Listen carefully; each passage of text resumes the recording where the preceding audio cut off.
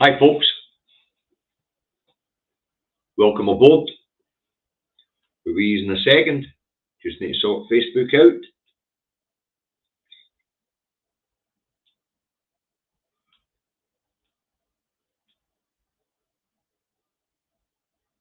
We'll be using a second. Just need to sort. Sorry about that. Facebook out. Right, that's Facebook sorted out. Right, before we get started, a few public service announcements. We're pleased to know that David's had his medical intervention, and I was speaking to him today, right afterwards actually, which amazed me because it was something major. But I'll let him discuss that with you himself when he gets back. Just to let you know he's fine. The road to recovery is slow for David in this particular occasion. But when he's back, he'll let you know about it himself. But just to let you know he's fine, okay? And that he's had his major health intervention already.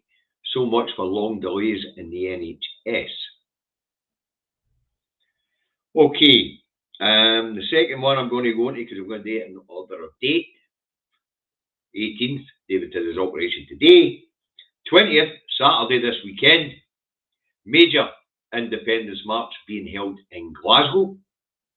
If you are in Scotland and you're pro-independence, then get yourself along to Kelvin Grove Park at 11:30 if you're fit to walk, and do the march from Kelvin Grove Park to George Square. If you can't do the march, congregate in George Square from between 11:30 and onwards. And for the march, meet at Kelvin Grove Park at 11:30, set off at 12:30. Some major speakers at the event of the weekend. Headline name, I suppose, would be the First Minister, Humza Yousaf. Ross Greer of the Greens will be speaking as well. And I believe that Gordon McIntyre Kemp will give us a few words as well. So there's 7 or 8 speakers, all well known. Pat Kane will be speaking as well. Okay, so that's this Saturday, the 20th, major independence event taking place in Glasgow. Get there. Okay. I'm hoping to be there myself to stream live from the event. Now, also for friends of John McGoran, and that would be most of us who are with the Indie 2 Cafe, John has had to cancel next Saturday's event due to Edith's health.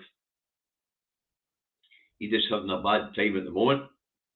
So if you'd planned to go along to Paisley next Saturday for John and Edith's anniversary, the event's been cancelled. Okay. So we've got Facebookers on board. We're up over 100 mark. So let's get this broadcast underway. It's the Two Davies on the 18th of April 2024, but this one will be done in the style of Indie Truck Davy because we're missing a Davy. So it's Indie Truck Davy out the truck and at home in his office in Salisbury, North Lanarkshire, where it's a miserable bloody day, raining, 9 degrees. That's the weather forecast for Salisbury, North Lanarkshire. If you want to know the weather's like where you are, look out your own bloody windy. And also, it's an Indie Truck Davy, so if you're late, get your ass in the naughty step and don't burn it on the candle. Right, first story up. More Tory sleaze. Now this is actually an English story with a Scottish connection. And this is the Tory MP for Fide in Lancashire has lost a Tory whip because apparently he's been using campaign money for private medical expenses and to pay bad people. Now, apparently he'd been using the money for medical expenses private medical expenses.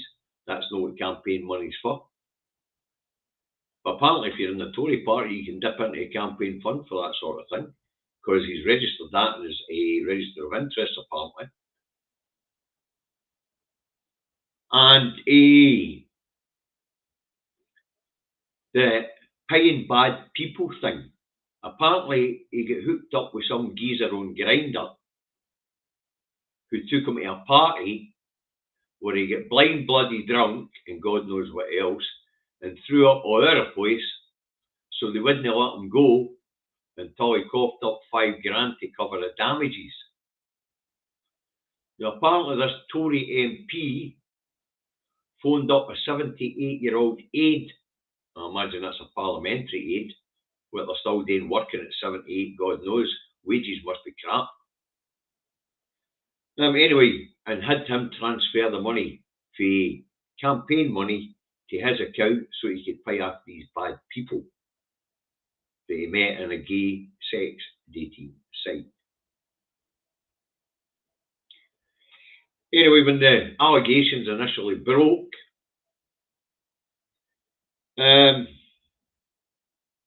he denied it.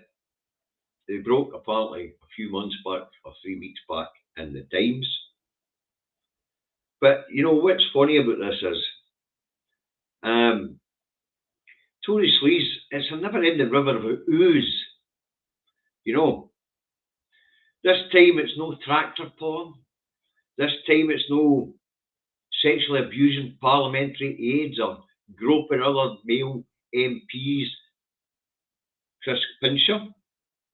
No, this Mark McKenzie guy apparently uses campaign money for private medical bills and to sort out his sexual deviancy problems or his sexual problems, whatever way.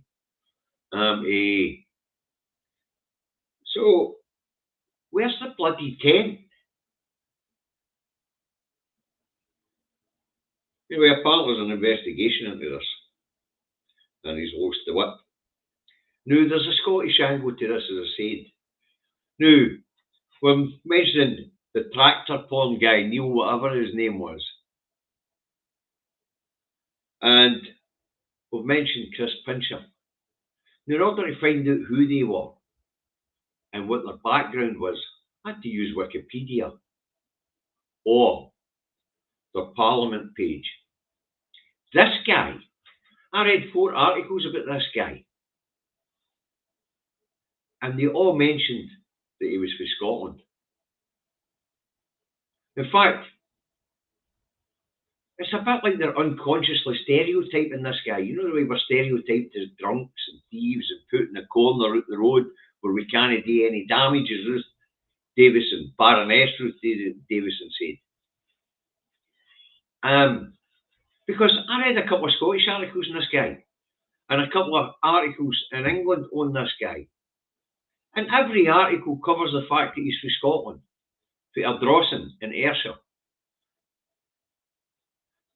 Every article covers his educational background, from secondary school to Glasgow University, where he was the chair of the Young Conservatives. No, almost everything about this guy. Where he first stood to be an MP back in 2011, I think it was, in Govan. I don't remember reading any of that stuff about tractor porn guy or Pincher. Maybe it's just me. You know, but it seems to be stereotyping that's unconscious.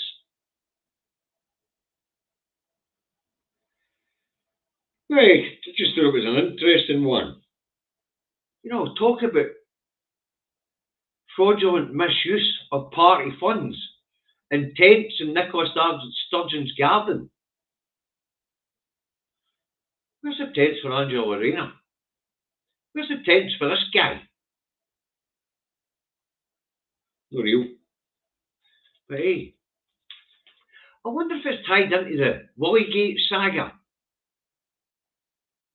The guy that was sending pictures of his private parts and get blackmailed into giving away other MPs' numbers.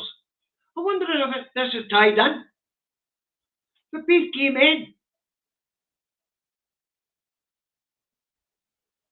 Anyway, as I say, the Tories are no chuffed because the one thing the Tories don't like other Tories doing is stealing for Tories. They'd much rather steal for the public purse. So, I dare say this guy's finished. Stealing for the party coffers, I don't think the Tories like that. They don't mind stealing for the public purse, but they don't like when they get stole from themselves. But as I say, the interesting angle for it for me, and why it's in the Scottish section of the show, is because, as I say, I read 4 articles on this guy, and although he was he's an MP in England, and the scandals in England, every single article mentioned where he came from. I don't remember reading that way tractor pulling guy or reading that way Pincher. But he even found out what his education was straight out of the papers. Not real. Right, anyway, let's move on. Right, Scottish Government to scrap 2030 climate target after latest report from the Climate Change Committee. Now, it says there's no chance, absolutely no chance, of meeting the 2030 target of reducing emissions by 75%. It says all sectors within the Scottish economy would need to up their game by 9 times what they're doing at the moment to transition in order to meet the 2030 target. So they need to accelerate the transition by 9 times over the next 6 years of the decade. So there's no chance of meeting this target. Net Zero Secretary, Mary McCallum, tells us that the rollback of investment in the green energy sector from Westminster means the money for the Scottish sector isn't there, because this sort of stuff, energy is reserved. All right. Now, examples of Westminster standing against the transition to green energy. Mary McCallum cites the veto on the deposit return scheme here in Scotland, the opening up of new oil and gas fields, and the rolling back on ending the sale of petrol and diesel cars. Mind, Sunak extended how long you could be able to sell petrol and diesel cars by 5 years to 2035. So that basically means, according to Miss McCallum, that drew money out of investment in green energy solutions, and it drew money out of infrastructure projects which would have been there if the transition away from petrol and diesel cars had stayed on track for 2030. So apparently there's been a halt to putting in charging points for electric cars. I don't see electric cars as the future anyway. There's been a halt in transitioning onto, or there's been less investment in transitioning into green energy solutions for houses and things like that. And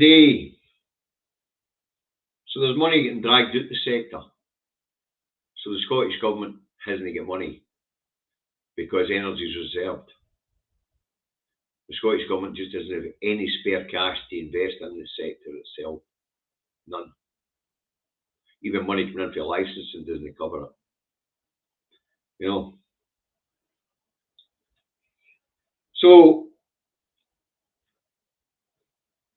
Miss McCallum was expected to give a speech in Holyrood today to say that we're not going to meet these targets. Now, she's going to scrap the 2030 target, but say that the Scottish Government remain committed to the 2045 target for net zero.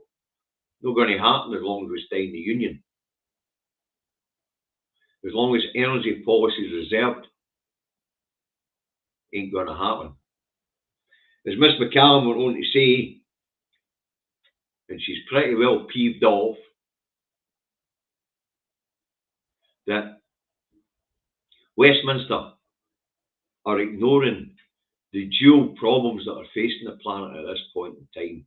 The greatest problems that are facing us, and it's no war. The greatest problem we're facing is climate change and loss of diversity, as she called it. What the scientists call it is breaking down of the ecosystems. An end to life on the planet as we know it. I dare say life on the planet would go on, but it'd be an end to it as we know it.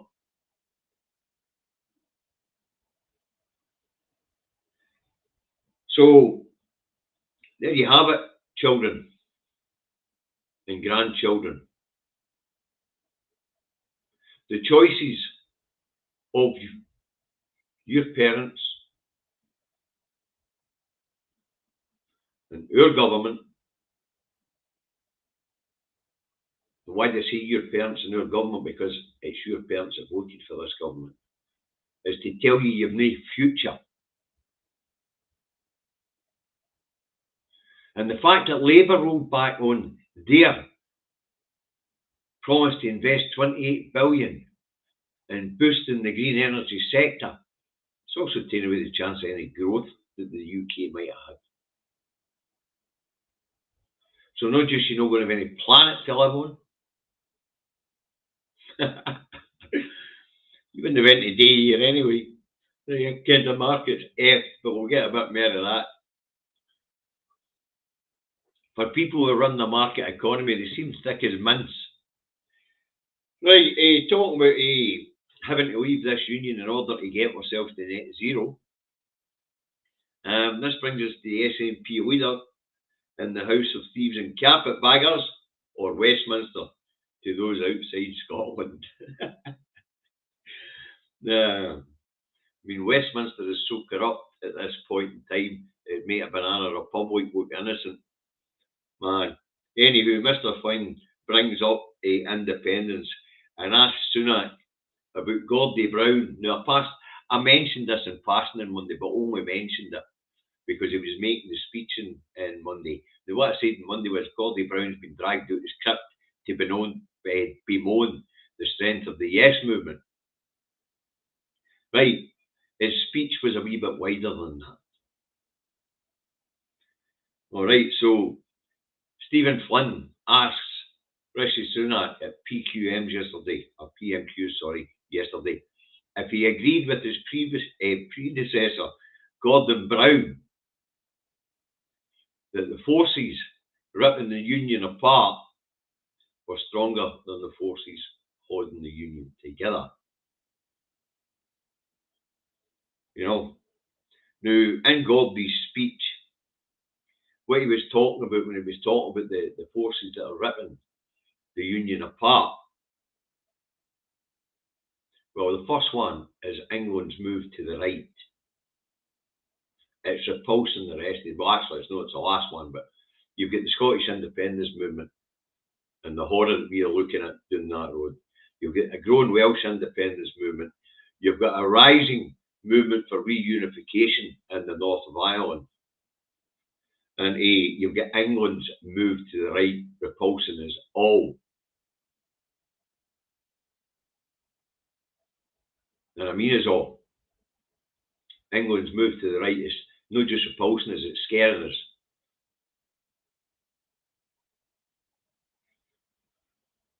As Mary Black said, the slow march to fascism is already a dozen paces in.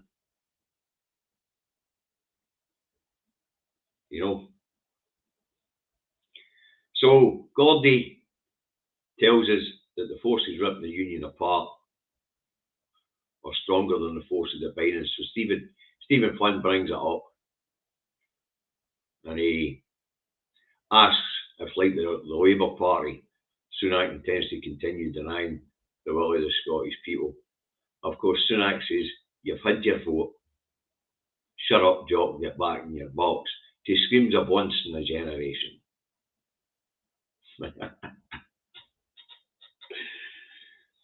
So anyway, Basically, that was it. And the second question, Stephen Flynn presses the point about Labour and the Tories intending to deny the will of the Scottish people. And what Mr. Sunak tells Mr. Flynn he has to do is to come up the road to the SNP and tell the SNP that they're to abandon the very reason they exist, Scottish independence, and toe the Westminster line. So that's you tell job. Shut up, you've had your say. You get no further say in your future. Get back in your box and toe the line. I think Gordie Brown might come down the right side of history in this one, when we reflect on it. I think Gordon's right. The powers ripping this union apart are more powerful than the powers holding it together. When that is the sort of attitude you get as being part of this union. But we must not forget uppity jocks were just an ethnic minority in the greater. Don't forget it.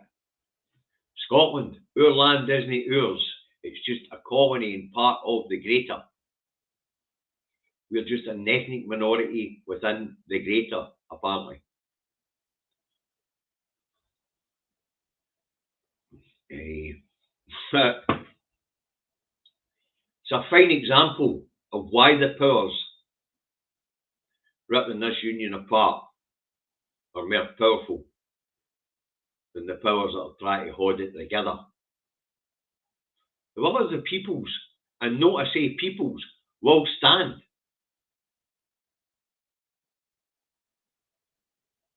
And if that means England's going to march to the right, into isolationism, to totalitarianism, to fascism, the rest of us are going to leave anyway. Get on with it. Get on with it. Because what I can assure Westminster is that the will of the people will stand.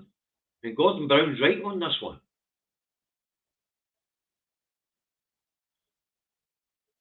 Simple as that. Scotland is not a colony. Scotland's a country and a union.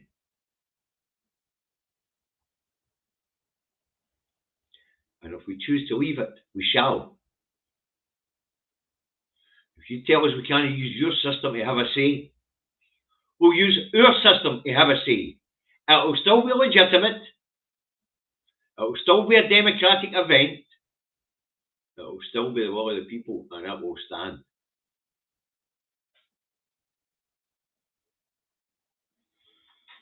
But Sunak's attitude is a fine example of what Gordon Brown is talking about.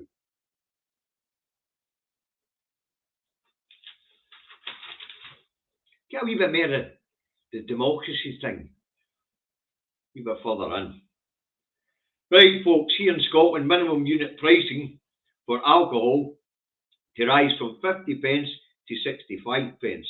Now, minimum unit pricing as a policy was due to end on the 30th of April this year.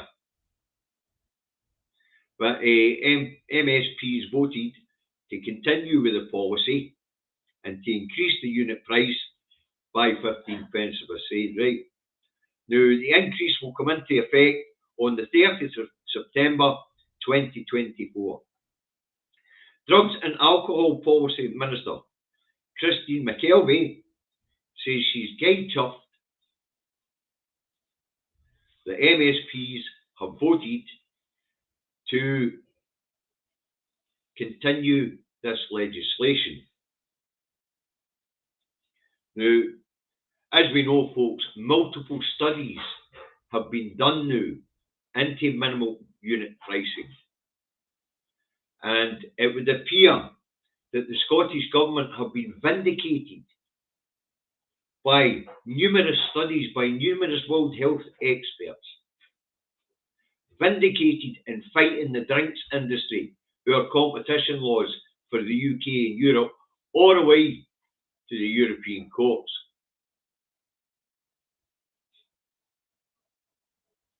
Now, when minimum unit pricing was suggested, the drinks industry went up in arms.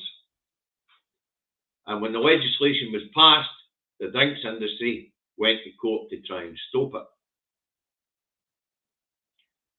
But the Scottish Government stood their ground and said this is a health issue and we can manipulate the market to accommodate health issues. And they took it all the way to the European courts and won. And it would appear they've been vindicated because this policy saves lives. And apparently, not just has it saved hundreds of lives since it came in, it has also reduced alcohol-related hospital admissions. It's a win-win. Win-win. It even has a further effect. Because as this alcohol minimum unit pricing goes up again, what they're saying, you mind the alcohol prices went up anyway because of inflation. What they're saying is that the studies show people drink less. People get healthier. That's a bloody great thing. It also saves the government a lot of money on health. Brilliant. They say the Scottish Government will be vindicated of this one. The fact it's gone up by 15 pence. Couple less cans a week. Couple less cans a week. That'll be good for your liver. Yeah. So, the drinks industry's argument was that it wouldn't have unfettered access to the Scottish market for the sales of alcohol the same way it would for the rest of the UK and Europe. We were in the single market at the time. The Scottish Government argued it was a health matter. The Scottish Government won. They've been vindicated. Policy continues. So the health of the nation will get better. That's the whole idea of government. Right, let's move on. This one's a doozy. This one shows you how thick some of these Tory politicians are. This one comes about a Sky panel programme after PMQs. Alan Smith was on it for the SNP. Some Labour dude was on it. And Deputy Chair of the Tory party down that road, James Daly, was also on it. When it come round to the bit about Stephen Flynn's questions, the guy, the Tory party says, we don't have time to talk about Scotland. Well, or do we know we don't have time to talk about Scotland? Was he talking about the Tory party or was he talking about the show? Oops. He also tells us that Scotland's run by an SNP dictatorship. And this is where the thing about democracy comes back into it. I mean, they're denying all of the Scottish people at the moment. Now they're telling us that the SNP is running a dictatorship here in Scotland. How does that work? We have a system set up to stop majorities.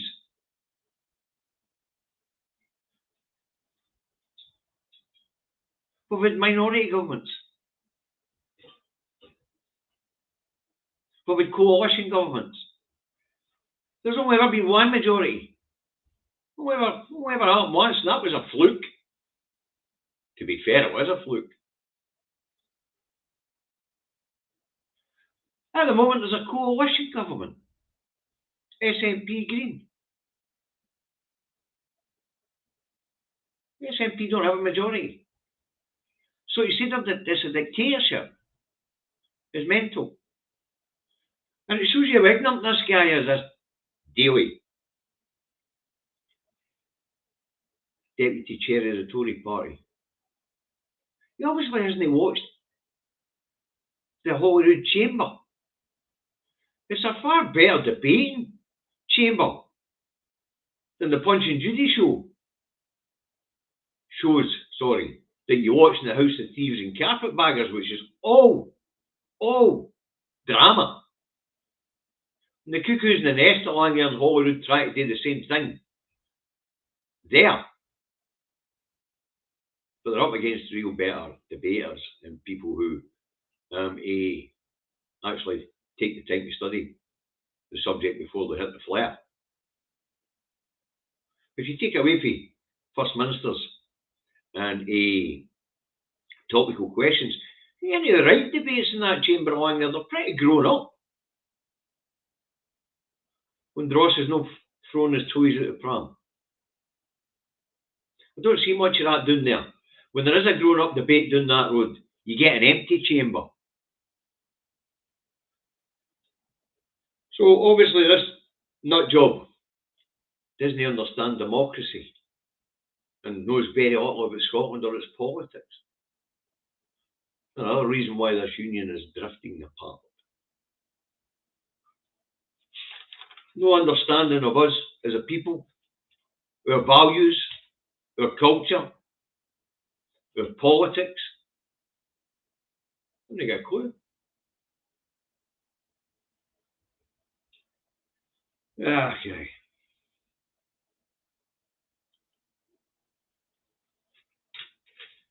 Right, let's move on.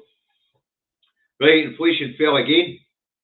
Figures released by the Office for National Statistics tell us the consumer price index sits at 3.2%. The retail price index sits at 4.3%. And core inflation is at 4.8%. Core inflation is what the Bank of England sets its interest rates on, just so that you know. So the headline rate is 3.2. The important number's 4.8. Keep that in your head. Okay, the food price inflation's also come down a wee bit. From 10.1%, I think it was last month, to 9%. But it ain't going to stay down, folks. 30th of April, import charges come in. We're talking about shortages of food. We're talking about increased prices. So food price inflation will probably go back up again.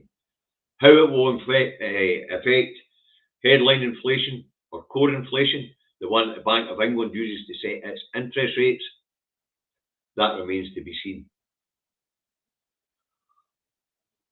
Of course, Sunak was then doing a dance about it, wasn't he? Prime Ministers, let's talk about him and the other idiot, the other cheek of the same arse, Starmer. They're doing a dance about this, as well as having a wee dig about Rayner's taxes. They're doing a dance about this, and Sunak's on about being able to cut taxes and sticking to the plan. He's done the press round to tell him his plan's working. Inflation's down. Funny, when inflation was through the roof, he was Chancellor. And he was telling us it was worldwide pressures, nothing to do with him, market forces. Now it's down. It's to do with him. Talk about treating people as if they're fecking daft. We know that this stuff's dealt with the Bank of England. That's why the shit numbers they hit us with the CPI and the RPI are bloody well irrelevant. Because the one the Bank of England goes on is the core rate. And it's just under 5% at 4.8%. He's talking about his two national insurance cuts sticking an extra £900 a year into people's pockets. Well, actually, when the ONS did the number crunching, with the stealth taxes, what you'll end up in your pocket is 340 quid. And that's gobbled up with the increased prices. Even though prices are coming down, are not rising as quickly. Only the energy, it's only the energy market that the price will come down. Retail market, it's up there, it's staying there. It'll stay there until they're forced to put it down. Because nobody's buying. But that'll only be for goods, for food. That's staying there. That's not coming down. Anything's going to go up again. So, not great. Even though the figure sounds good, and Sunak gets to boast that his plan's working.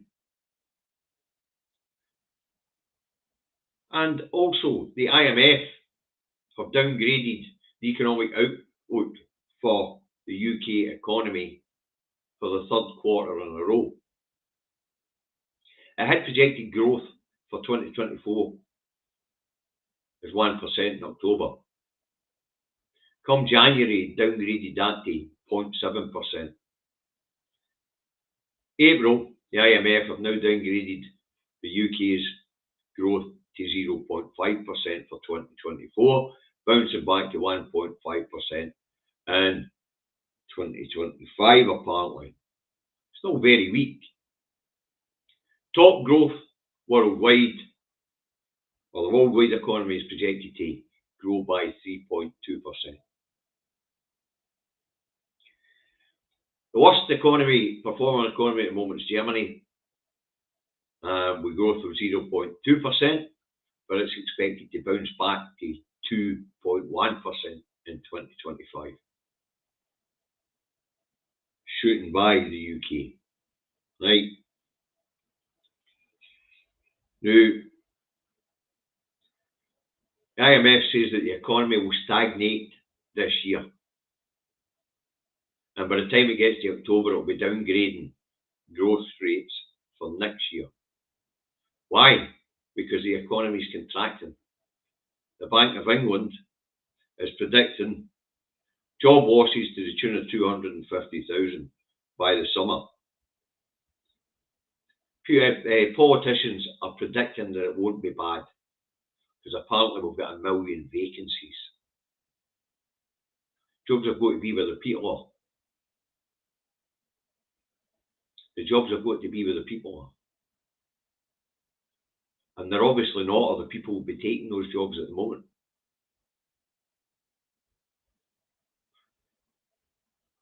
Will the market absorb that 250,000 people? It'll absorb a good few, because they will be desperate for jobs. Desperate for jobs. Because while Sunak's singing the praises of the inflation rate coming down, the interest rates no. Rents were up 10%. Mortgages are up.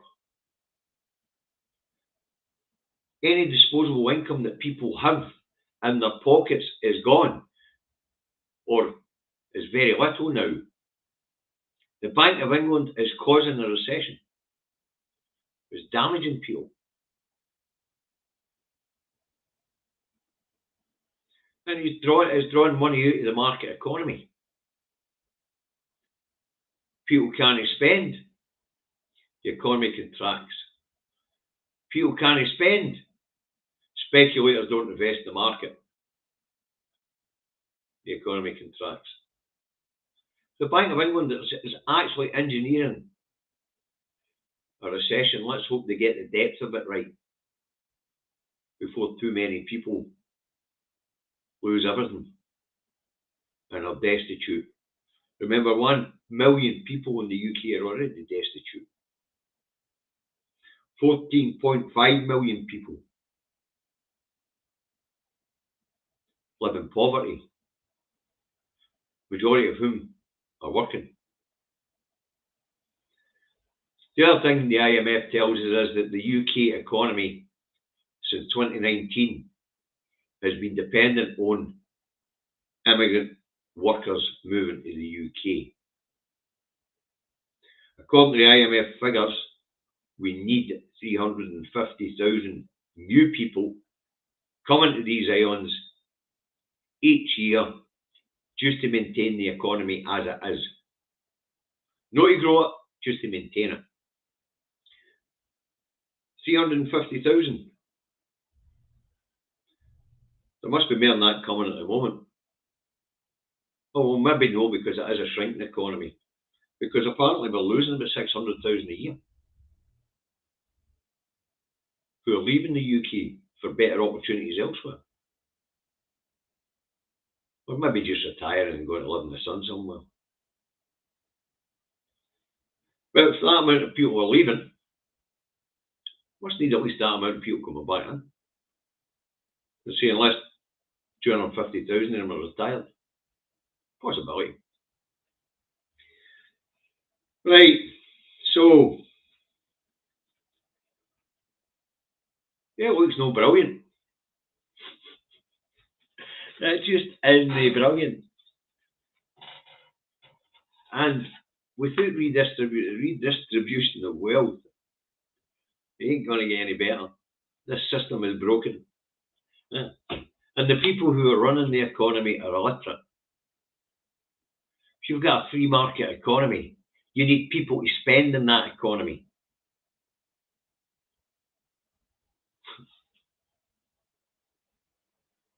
Nobody's got any money. Living standards are back to where they were. Or wage levels are back to where they were in 2006. Living standards have taken the biggest plummet in 100 years. Unbelievable. Right, let's move on. Anti-smoking bill passes the Commons with the support of most MPs, to be fair, with the exception of a few dissenting voices in the Tory party. Kimmy Badenoch, the business secretary, member of the cabinet, voted against. And her logic was that how can you ban this for this age group while making it freely available to that age group? Because that age group could then buy it and make it available to that age group. And how do you police it? Kimmy Badenoch might actually have a point. Things are that bad for this age group that they might well buy up stocks of cigarettes and sell them to that age group at a small profit. Or vapes, whatever it is their kick is. Creating a whole black market here, probably. Do I think it's a bad idea? No. It's about a minimum unit pricing. It is a public health issue. It is the sort of thing that the government should be weaning people off of through for years. And to be fair, the Scottish, English, Welsh and Northern Irish governments have been trying to wean people away from it. They've had to invent new tax revenues to cover the loss of the tax revenues they've lost with smokers. But it's the right thing to do. Now, the other dissenting voice of any note has got a book coming out. It's The Lettuce, Liz Truss. And she accuses Rishi Sunak of being the health police. That was it. That was a real argument. The bloody nanny state. It's all woke shit. The woman's absolutely mental. Nurse, Liz is off her meds again. Or maybe it's her meds that have got her off her head. I'm not quite sure. And right, this next story, I actually should have structured this a wee bit different. I should have did this next story before the anti-smoking bill being passed in the Commons. And this is a new report from the University of Bristol that tells us schools in England are now the biggest operators of food banks. The research led by Dr. William Baker says schools run 4,000 food banks in England. 4,000 schools running food banks in England. Right. Throw in the Trussell Trust and we 1,000 food banks in England. And God knows, who knows how many independents and how many church-run food banks there is. Things are bad, folks. Things are bad. Anyway, General Secretary of the School Leaders Union down that road, Paul Whiteman, said on top of school-run food banks, their members, their teachers, are increasingly putting their hands in their pockets to buy families food and clothing. And that made me think about Rachel Reeves, funny enough. With the letter I got for the Labour Party last week, it was quite clear it came from down south. Because she was on about parents here not being able to buy school uniforms or shoes. We provide them with 275 quid a year to be able to buy school uniform and shoes. It's a grant they get. It's what we call a good social contract. It's what we call not letting anybody drop through the cracks. Anyway, the teachers are actually putting their hands in their pockets to feed parents down that, to feed families down that road. We were talking about the last bit and that bit before. There's 14.5 million people in poverty. You know, you get right, don't you? I think the nations of these islands might have done better if we were in competition with each other, rather than being dragged down by one set of idiots. A set of idiots who have been in power for 800 years. Well, family members of that set of idiots. And 300 years here in Scotland. I mean, it's really time that we stopped allowing those next door to waste our assets while killing the people. I mean, there's a genocide going on here in the UK. Been going on since austerity started. We're up over 300,000 people so far. And with the collapse of the NHS doing that road, you get 250 people a week dying in A&E, waiting on treatment. That's another 1,000 a month. 1 year of that constitutes genocide, because that's government policy.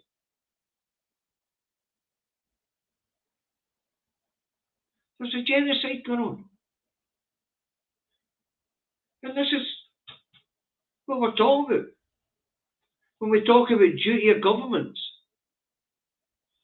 Smoking ban, right thing for the government to be doing.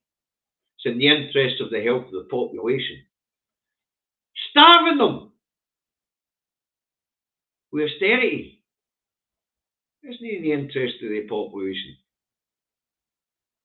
Life expectancy is going backwards. Health outcomes are getting worse in England.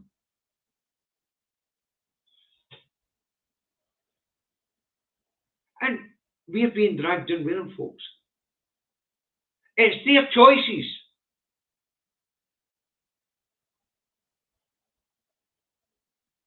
It's not the choice of the people of Scotland who didn't vote for these buggers, whether they be red or blue Tories.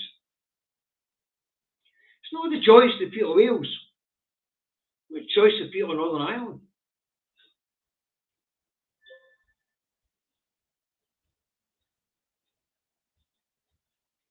The mind boggles. Absolutely boggles.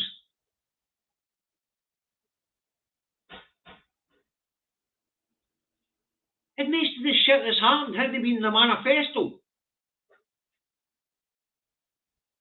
Wow. Does anybody read manifestos down that road? If you did, you know what you're voting for. You wouldn't vote for it. You'd vote to have a social contract, a proper one with your government. You would vote for the prescription charges. You would vote for free higher education. Healthier population, better educated population, better performing economy. And that's what Scotland has.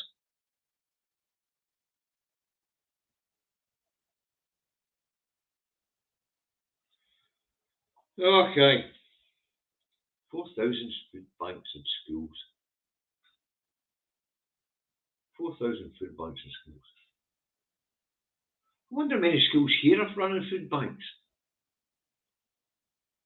They look into that, see if it's proportionate per population. Just this one jumped out at me. Because, believe it or not, folks, one of the biggest parts of a day in one of these programmes is wading through miles and miles of news to find something you think that would be of interest to you guys. But that one just stunned me. Stunned me. Right, let's move on. Mere Tory sleaze. See, the Tory river of sleaze just oozes constantly. It's the gift that keeps on giving. If you think that sort of thing's a gift. I'd much rather have representatives who behaved themselves and who had the public's interest at heart. Anyway, this time we have a Tory council leader. I love this. Tory council leader for West Northamptonshire. West Northamptonshire. That's just brilliant. That's brilliant. Only in England could you hear that. Anyway. Apparently, he's a bit handy with his fists and his feet when it comes to women. And there's calls for this guy to step down. 5 council workers have made complaints that this guy's hit them or kicked them. All 5 are women.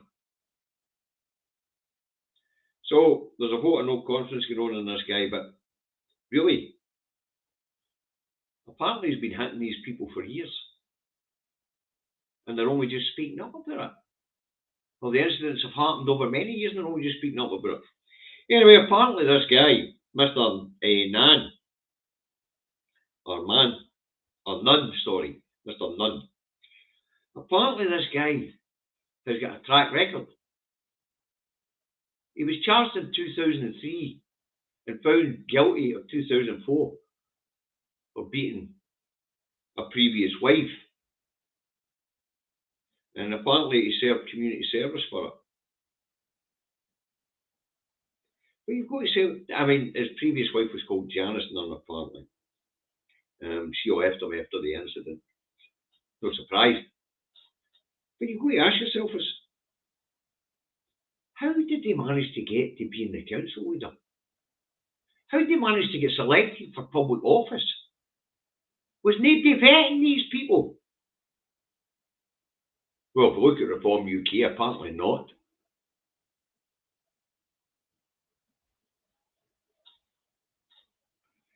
Apparently not. Can you imagine that? An elected official beating a public servant. Oh, sorry, a public official. No, they're not called public servants anymore. They don't serve us anymore, apart from clients, but they don't serve us anymore. Hey, imagine that. He's been beating council employees up for years now, and he managed to make it to the top of the council. Unbelievable. Right, this is just as the council elections are coming up to. Oh, I guess he's not getting re-elected. Another one bites the dust. Yeah. Right, let's move on to Ukraine. President Zelensky and his government urged the US Congress to speed up a vote on an aid package for Ukraine. Now, what Zelensky's saying is that if the Americans don't come up with this aid package that they desperately need to keep financing this war, then it risks wider conflict and potentially World War III. Now, you can see where Zelensky's coming from, because we were talking about the IMF report there, and the world growth predicted to be 3.2%. Well, guess who's supposed to be the biggest growing economy in 2025, folks? Russia. Russia is expected to have growth of 3.2% in 2025. So much for Western sanctions. See, Russia's got an increased BRICS playground to play in. And third, world countries, as we call them, have been able to pick up the oil and gas at reasonable prices that Europe, the UK and the US isn't buying anymore. And of course, with BRICS having increased to 23 nations or something like that, and with another 30 or 40 of them sitting in the wings waiting to join, and all of them developing nations, this gives Russia a big market to play into. So it does. So Russia can now afford a prolonged war because the sanctions are not having the desired effect. And Russia's expected to be the fastest growing economy on the planet next year. Interesting one, that, eh? So will the American people who are getting bored and peeved as they get poorer, will they approve of a big aid package to Ukraine? Let's see what happens when the vote takes place, huh? Anyway, Congress has been putting the vote off. They say it'll happen soon. Now, let's move on to Gaza and the ongoing genocide in Gaza. But the wider conflict, of course. Now, the way the media here is portraying this thing, we're talking about the Iranian strike towards Israel. It's been portrayed as if Iran was the aggressor here. Iran wasn't the aggressor here. It was Israel. Israel bombed an Iranian embassy/consulate in Damascus. That's a no-go. That's a no-no. And Israel was condemned worldwide for that. What they're trying to say is that Iran's counter-strike was OTT. The way it's being portrayed here is the Iranians are the boogeymen. Now, to be fair to the Iranians, the Israelis knew it was coming. They knew it was coming days before. They were warned 3 hours before that the strike was underway, and they had time for Israel and their allies had time to prepare for this. They died, but Israel, it's going to retaliate. Now, Iran says, as far as they're concerned, the situation's over. They exercised its right to retaliate. It's retaliated. As far as Iran's concerned, the situation's over. That has, of course, thrown Netanyahu a lifeline because everybody's shouting, we stand with Israel, we stand with Israel, we stand with Israel. While everybody's shouting, we stand with Israel, people are starving and being butchered in Gaza.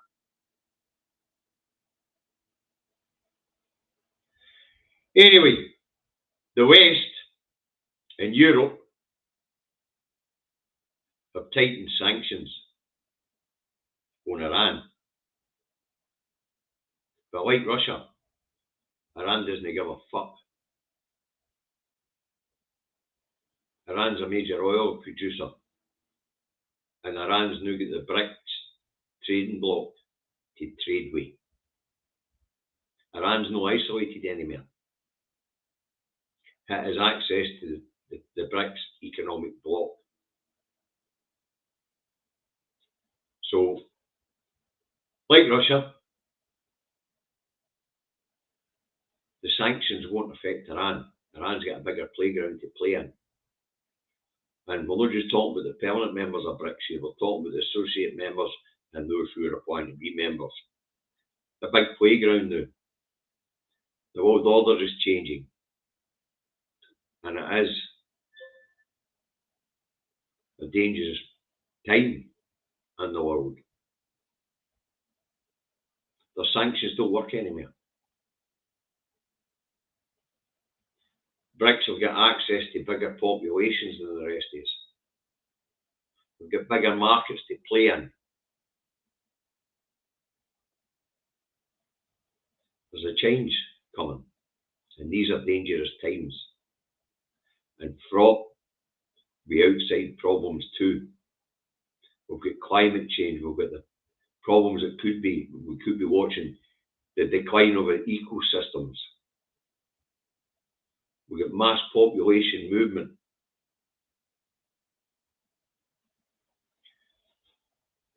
And we've got a change in the economic order coming. Will the old order want to move over for the new order? Bloody good question. Bloody good question. Could Zelensky be right? Could we be catapulting towards World War III? Better hope the diplomatic corps up to the task of keeping the peace. Because the way our media are misrepresenting conflict, misrepresenting points of view on countries' views on how it's being treated or how it wants to move on, impressing a system on a people doesn't work. It's why empires fail. We're changing it, we're seeing a change. When the BRICS evolve, will evolve in any better way than the EU or the United States? Will it follow old traditional lines? We won't know, but what we do know is there's a change coming.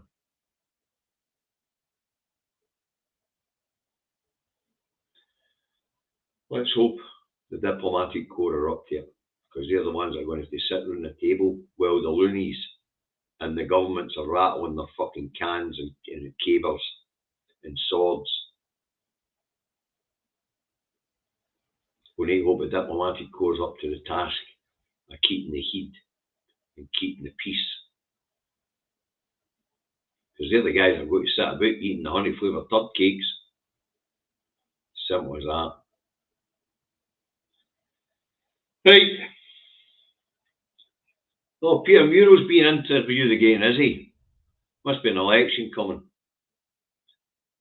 Yeah. Right, folks, that's what I've got for you today. I hope you found it interesting. I hope you found it informative. And they say good news, David's on the mend. Bad news, John's wifey does not doing so great. And big independence marks this weekend. Okay. So thanks very much for everybody tuned in. Viewing figures are fantastic. 226 E's at the moment. It has fluctuated. Thanks very much, folks, for, as I say, tuning in. Hit the like button, hit the share button, hit the subscribe button. That all helps the algorithm. And I'll be back on Monday. Today or again at 2 p.m. David will be back when David's back. I'm still trying to sort out a couple of interviews with a couple more MPs, so we'll see how it goes. You look after yourselves. It is an election year. Eyes on the prize. If you want Scottish independence, attend the bloody rally in March. Sorry, March and rally. And when you get into that ballot box, put your cross in the SNP box. Bye for now. Have a nice day.